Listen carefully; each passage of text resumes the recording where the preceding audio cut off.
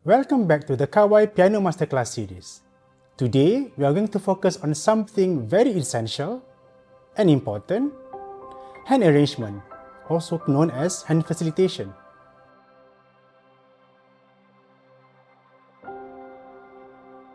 Hand arrangement is about how we position, space, and coordinate both our hands to play efficiently and expressively. A lot of students and teachers, if you will, are afraid to do hand arrangements in the name of staying true to the score. But there are certain ways to make facilitation in the score that will help your playing to achieve the next level. It also improves your clarity, control, and avoids unnecessary tension. Now, I'm going to show you how it could be done on certain pieces. The first piece is Bach Prelude in E flat major from Prelude and Fugue Book 2. I'm going to start from bar 9 and stop at bar 10. See if you can catch the hand arrangement.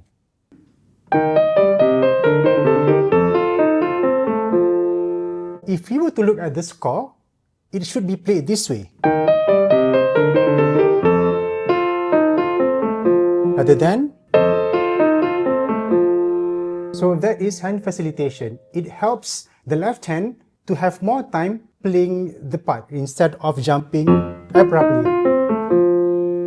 So by taking the F in bar 10, played by right hand instead of left hand as written in the score, it actually helps your left hand to shape the music better, and you will have more time to reach that note rather than rushing it in. One more time.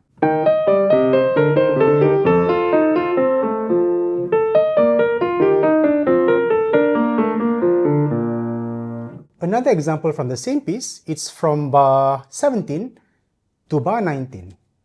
Same, try to catch where the arrangement happened.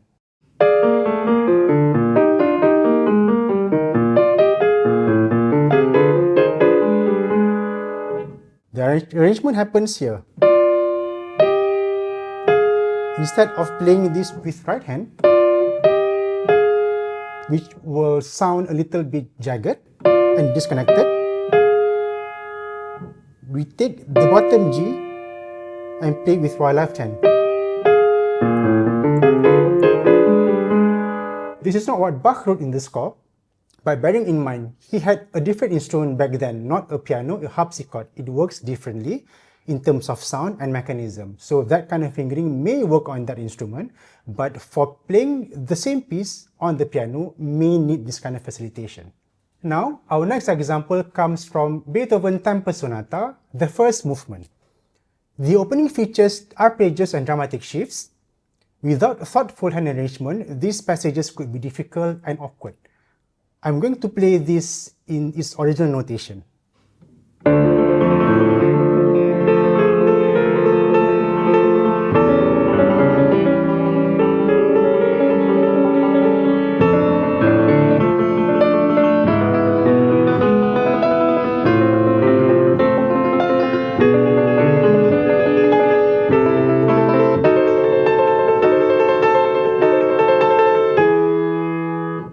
Here, what we can do, we use strategic distribution, sometimes letting the left hand take over notes on the right hand and vice versa.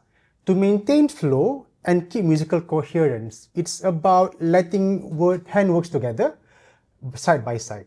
Now, I'm going to play the same passage, but now with hand facilitation. I'm going to show it both hands first before I show it hand separately to demonstrate how it works.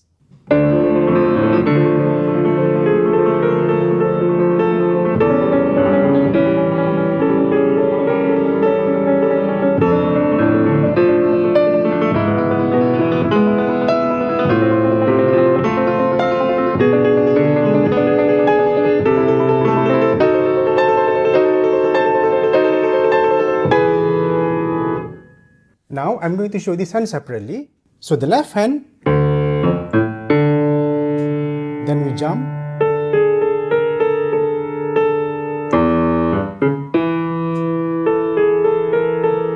same thing.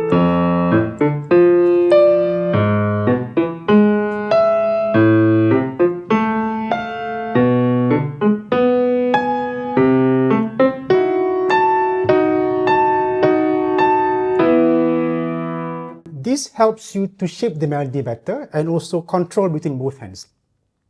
As this passage, if you look at the score, the right hand is playing the alternation. It's easy for one hand to just play one role instead of changing role in between. So that's one of the reasons why we do hand facilitation, to also help shaping the music better. Now, our last example for today comes from the last prelude of Chopin of Opus 28, the D minor prelude, the last few bars, if you will. These bars demand a swift, clear and brilliant sound. Hand arrangement helps us to achieve this better. So this is the excerpt.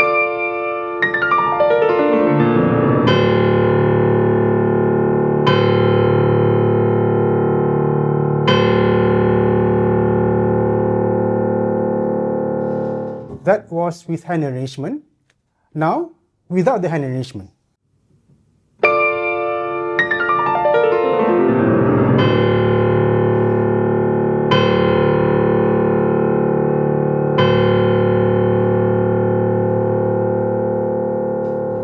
Notice the difference between having the hand arrangement and not having the hand arrangement. It's not about technical flaw, it's about making the music sound optimal without spending too much time. Because we all have other things to do and to play, right? So now, these are some of the few tips or few ways to improve your hand arrangement. Number one, look and analyze the score. Find moments where redistribution or hand crossing can help. We can go back to our Bach prelude. Sometimes the hand arrangement is very subtle, like what we did in the prelude just now. Again, bar 10. So instead of, if I were to play that without hand arrangement and in time, that would somehow give unnecessary accent on the bottom note, on F. We don't want that. We want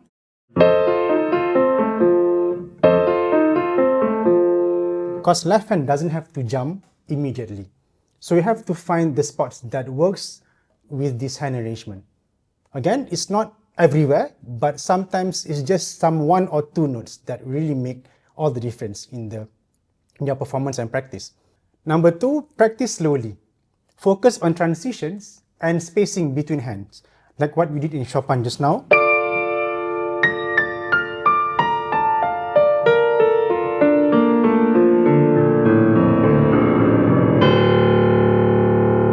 So practice that in group.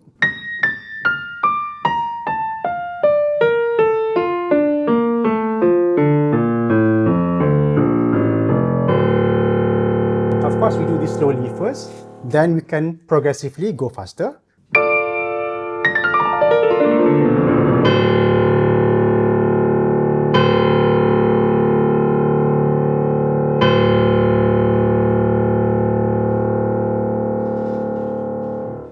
And last one, experiment with your fingering, because sometimes different fingering opens for better hand arrangement and also better facilitation in your playing.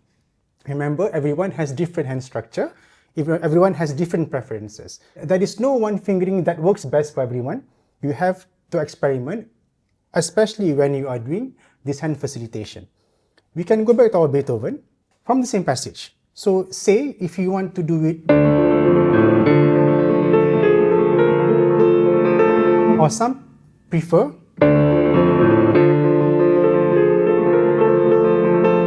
you can experiment with your fingering. If you don't want to start with finger 5, because probably finger 5 is a bit too weak for you, you can try finger 4 on left hand.